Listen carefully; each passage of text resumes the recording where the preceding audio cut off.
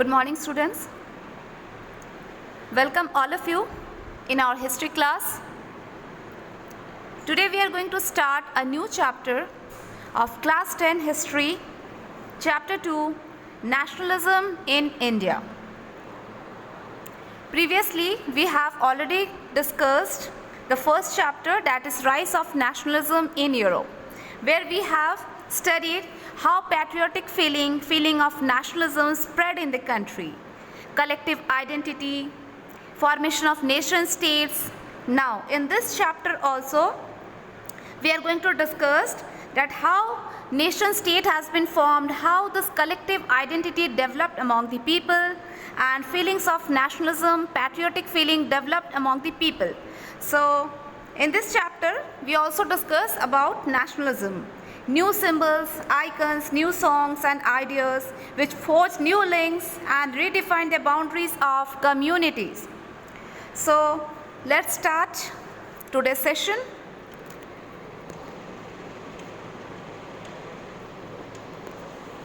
Nationalism in India. Before we begin, let's discuss the contents or the topics which we are going to cover in this chapter.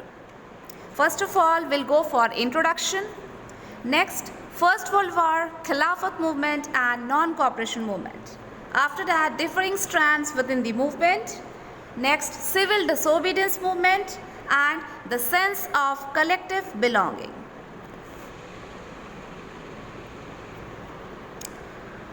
So first of all, let's begin with the introduction part.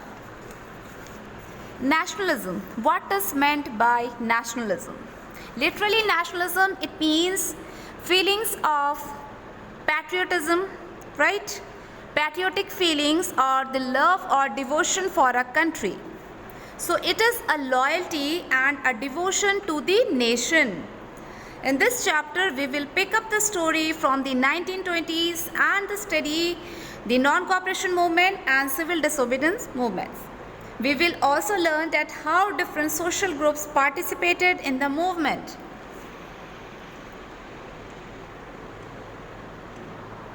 So the topics are the First World War, Khilafat movement and non-cooperation movement.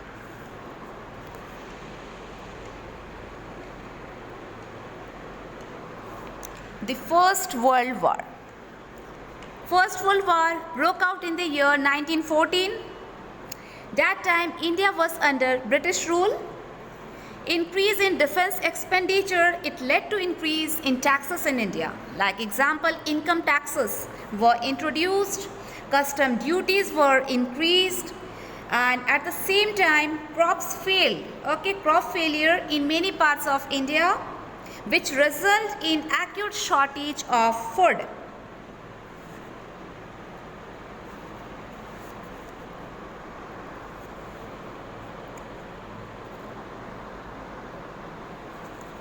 Now villages were called upon to supply soldiers, and the forced recruitment in rural areas caused widespread anger. Forced recruitment means a process by which the colonial state forced the people to join the army.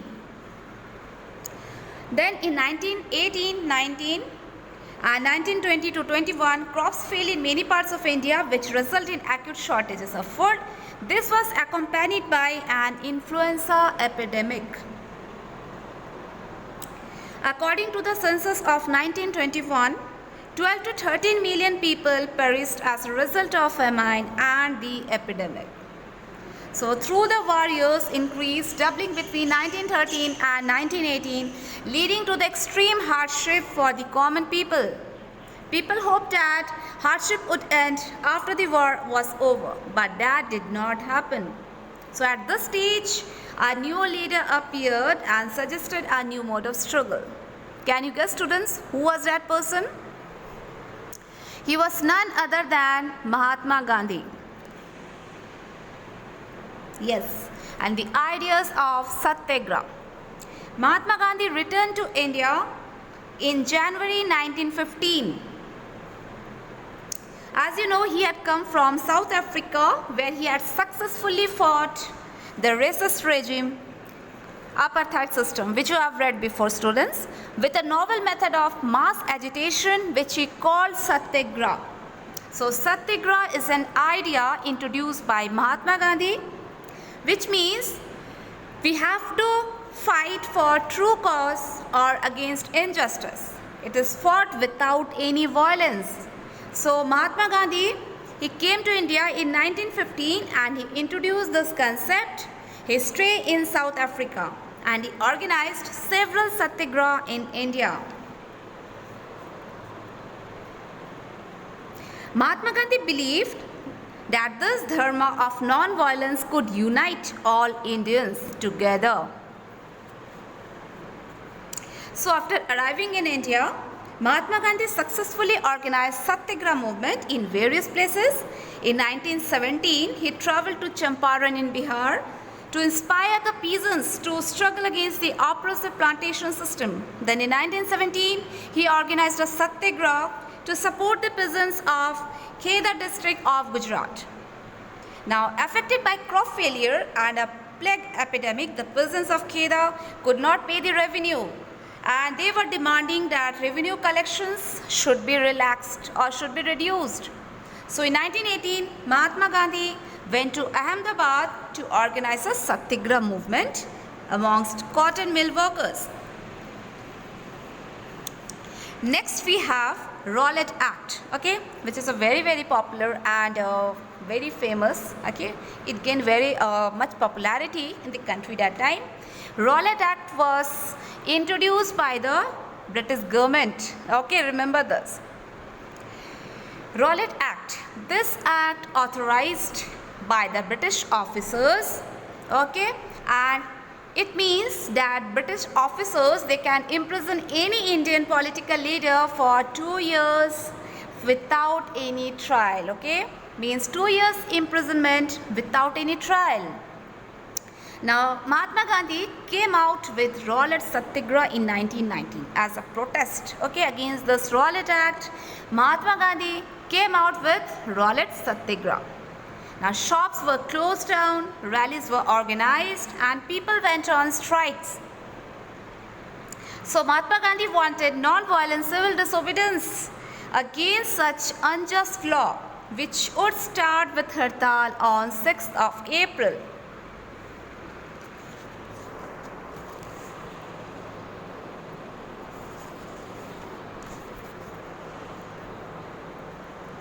Now, to crush this movement, British government imposed martial law. General Dyer took command, okay. General Dyer, children, you know very well that with which incident his name is related to. That is, yes, Jallianwala Bagh incident. That is, on 13 April, the famous Jallianwala Bagh incident took place. On that day, a large crowd gathered in the enclosed ground of Jallianwala Bagh. Some people came to protest against the government's new repressive measures. Others had come to attend the Baisakhi fair, that is annual Baisakhi fair. Being from outside the city, many villagers were unaware of the martial law. They didn't knew about this martial law that had been imposed by General Dyer. So General Dyer entered the area, he blocked the exit points and opened fire on the crowd, killing hundreds of people.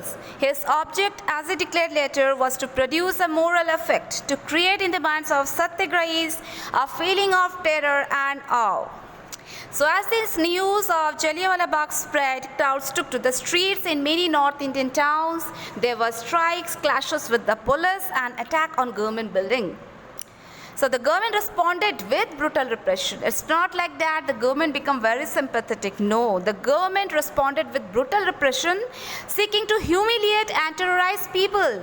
Satyagrahis were forced to rub their noses on the ground, cross on the street, and to do salam and salute to all sahibs. People were flogged and villages were bombed. Seeing this violence spread, Mahatma Gandhi called off the movement. So while the Rowlatt Satyagraha had been a widespread movement, it was still limited mostly to cities and towns. So now Gandhiji felt to launch a more broad-based movement in India, but he was certain that no such movement could be organized without bringing the Muslims and Hindus together. Now, after that, Gandhiji wrote a book called Hind Swaraj. Okay, in this book he wrote about that if Indians started to non-cooperate with Britishers, then India will be independent in 1 year only. Okay, we are not going to cooperate with the Britishers. Means Indians should not cooperate with the Britishers.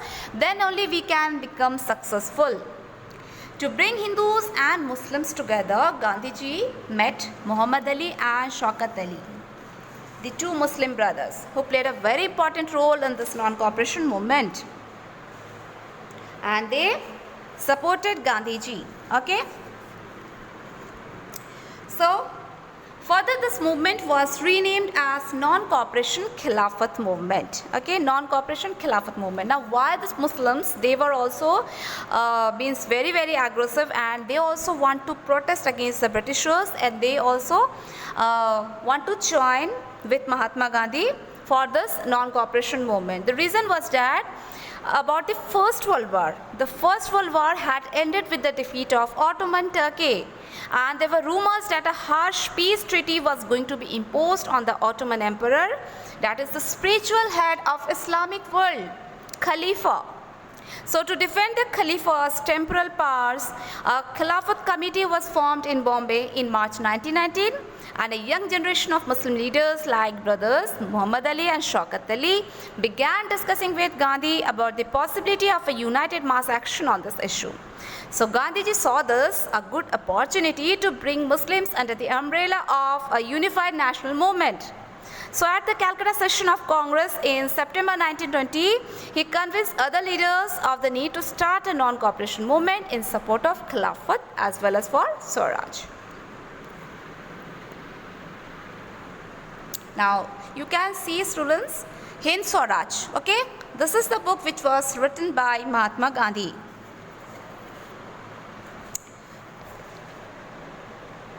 And in this book, Gandhi declared that British rule was established in India with the cooperation of Indians and had survived only because of this cooperation. So if Indians refuse to cooperate, British rule in India would collapse within 1 year, and Swaraj will definitely come. Swaraj means independence and liberty. Okay, it will definitely come in our country, but we have to non-cooperate with the Britishers.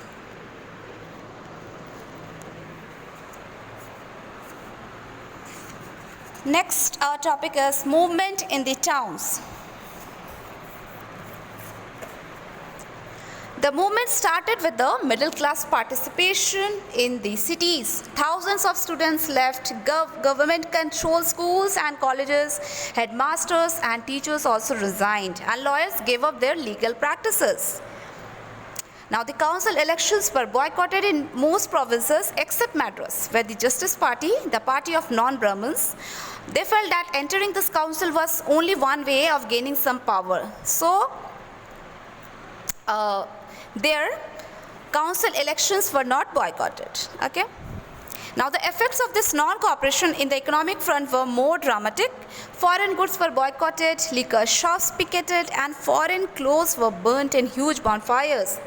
And the import of foreign cloth halved between 1921 and 22.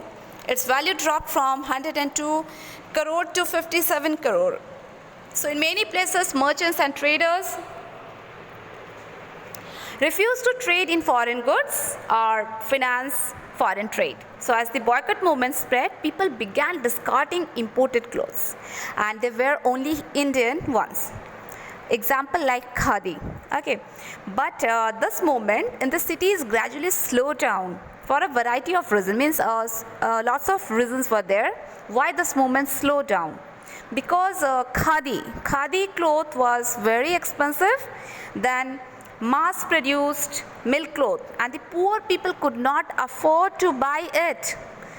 How then could they boycott milk cloth for too long? Similarly, the boycott of British institution posed a problem. So for the movement to be successful, alternative Indian institution had to be set up so that they could use in place of the British ones. But these were slow to come up. So students and teachers began trickling back to government schools and lawyers joined back work in government courts.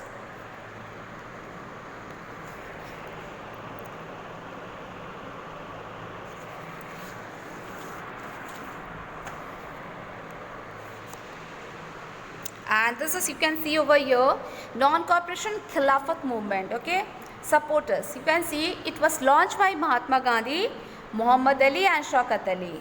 All have joined together, and it was launched in Jan 1921, and many social groups also participated here, and all interpreted the meaning of Swaraj in their own way.